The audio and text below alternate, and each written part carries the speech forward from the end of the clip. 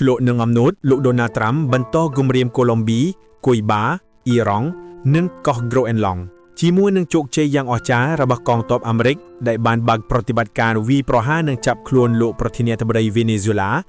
លោកដូណាល់ត្រាំហាក់កំពុងតែអង្គុយលើអំណួតកាន់តែខ្ពស់លោកត្រាំបានប្រើសម្ដីគម្រាមដោយផ្ទាល់និងដោយប្រយោជន៍ទៅលើបណ្ដាប្រទេសមួយចំនួនទៀតឲ្យប្រុងប្រៀបខ្លួនប្រយ័ត្នដូចជាកូឡុំប៊ីគុយបាអ៊ីរ៉ង់និងជាពិសេសនោះគឺកោះក្រូអែនឡង់របស់ដាណឺម៉ាកជាសម្ដីគម្រាមដោយធ្វើឲ្យថ្នាក់ដឹកនាំប្រទេសទាំងនេះទាមទារឲ្យលោកត្រាំត្រូវតែឈប់ជាបន្ទាន់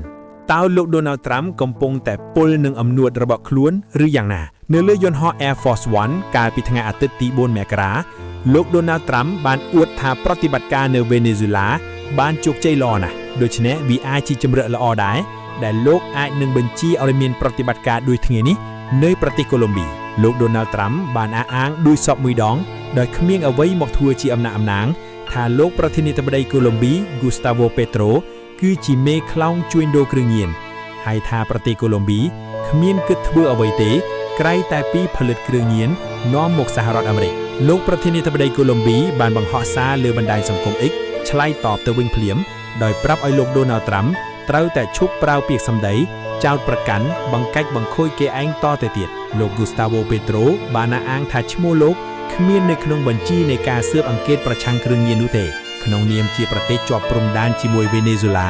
កូឡុំប៊ីបានបរិហារចាត់ទុកប្រតិបត្តិរបស់អាមេរិកដែលចាប់ខ្លួនលោកនីកូឡាស់ម៉ាឌូរ៉ូថាគឺជាអំពើឈ្លានពាននិងរំលោភអធិបតេយ្យភាពរបស់ប្រទេសឯករាជ្យគួរបញ្ជាក់ដែរថាក្រៅពីបានគម្រាមថាលោកអាចបញ្ជាឲ្យកងទ័ពអាមេរិកបើកប្រតិបត្តិការនៅកូឡុំប៊ីមួយទៀតលោកដូណាល់ត្រាំក៏បានប្រើសម្ដីគម្រាមដោយប្រយោជន៍ដែរទៅលើប្រទេសគុយបាលោកត្រាំបានអះអាងដោយទឹកមុខអំនួតថារបបដឹកនាំគុយបារាល់ថ្ងៃនេះគឺពុកភុយចិត្តអស់ហើយគង់តែដួលរលំទេក្នុងពេលឆាប់នេះហើយទាក់ទិននឹងអ៊ីរ៉ង់វិញលោកដូណាល់ត្រាំបានគម្រាមថាប្រសិនបើរបបទេអ៊ីរ៉ង់ហ៊ានតែសម្លាប់ប្រជាជនអ៊ីរ៉ង់ច្រើនអ្នកដែលកំពុងតែធ្វើបាតុកម្មក្នុងអំឡុងពេលនេះនោះលោកនឹងវាយប្រហារកំទេចរបបនេះឲ្យដួលរលំនៅលើយន្តហោះ Air Force One ចំពោះមុខអ្នកការស្តាតដែរលោកដូណាល់ត្រាំបានប្រកាសគម្រាមជាថ្មីទៀតទៅកាន់ដែនដីក្រូអែនឡង់របស់ដាណឺម៉ាកលោកត្រាំថាអាមេរិកត្រូវការកោះក្រូអែនឡង់ដើម្បីការពារសន្តិសុខអាមេរិកដូច្នេះដាណឺម៉ាកត្រូវតែគិតគូរលោកត្រាំបានបញ្ជាក់ថាយ៉ាងយូរ2ខែទៀតអាមេរិកនឹងចាត់ចែងរឿងក្រូអែនឡង់ហើយនៅលើបណ្ដាញ Facebook លោក Jens Frederik Nielsen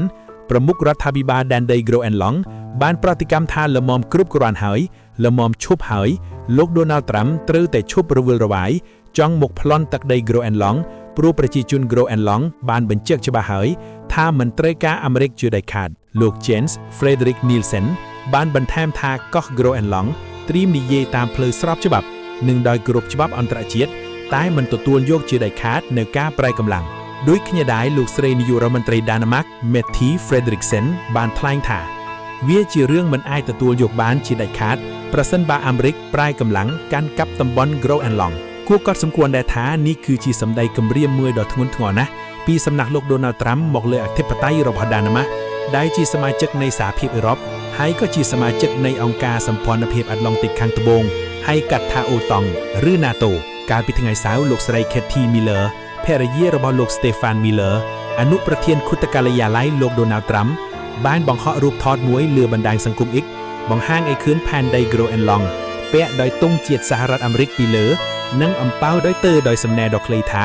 Soon ប្រែថាឆាប់នេះហើយបណ្ដាប្រទេសអឺរ៉ុបបាននាំគ្នាប្រតិកម្មជាបន្តបន្ទាប់ដើម្បីបង្ហាញការសាមគ្គីជាមួយដាណឺម៉ាកដែលត្រូវប្រឈមនឹងការគំរាមសម្លុតពីរដ្ឋាភិបាលលោកដូណាល់ត្រាំម្ដងហើយម្ដងទៀតនេះបារាំង ហ្វាំងឡង់ ស្វេអេតនិងណូវេសបានផ្ញើសារគាំទ្រដាណឺម៉ាកដោយអះអាងថាការប្រើកម្លាំងដើម្បីផ្លាស់ប្ដូរព្រំដែនប្រទេសមួយវាគឺជាទង្វើបំពានច្បាប់អន្តរជាតិ